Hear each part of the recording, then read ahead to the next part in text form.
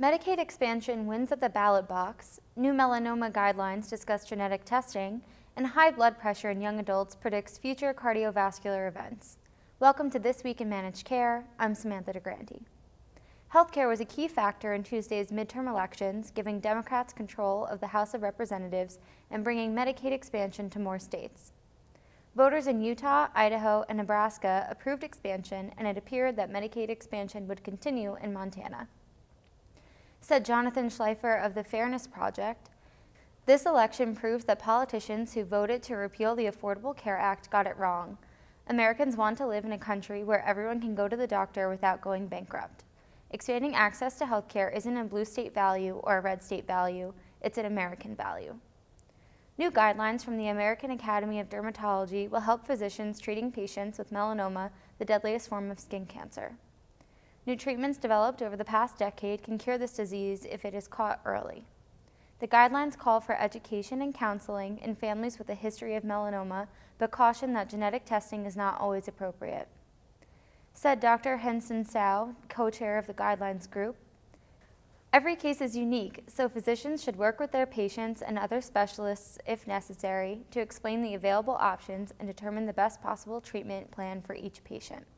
For more, visit ajmc.com. Young adults with high blood pressure are at a higher risk of having heart disease or strokes later in life, according to a new study. Authors reporting in JAMA found that having elevated blood pressure before age 40, based on new blood pressure guidelines updated in 2017, increased the risk of cardiovascular events by age 60. The risk was highest for those who had systolic blood pressure of 140 or higher, the authors found. More discussion of the effects of high blood pressure will take place this weekend at the American Heart Association annual meeting in Chicago. For more, visit ajmc.com. No population has been spared from the nation's opioid crisis, but it has hit especially hard among veterans. In an interview with the American Journal of Managed Care, Dr. Elizabeth Stringer explains why veterans may be at particular risk. The military population is at increased risk more than the general population of traversing into opioid use disorder. One of the reasons for that, of course, is the stress and exposure to things that most everyday Americans aren't exposed to.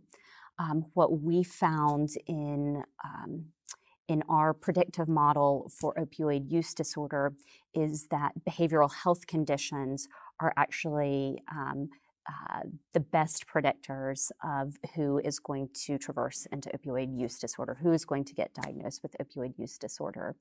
And the military population has a high percentage of their population that have stress disorders, post-traumatic stress disorder, anxiety, and oftentimes depression. For more on how Axial Healthcare predicts who will develop an opioid use disorder, visit ajmc.com.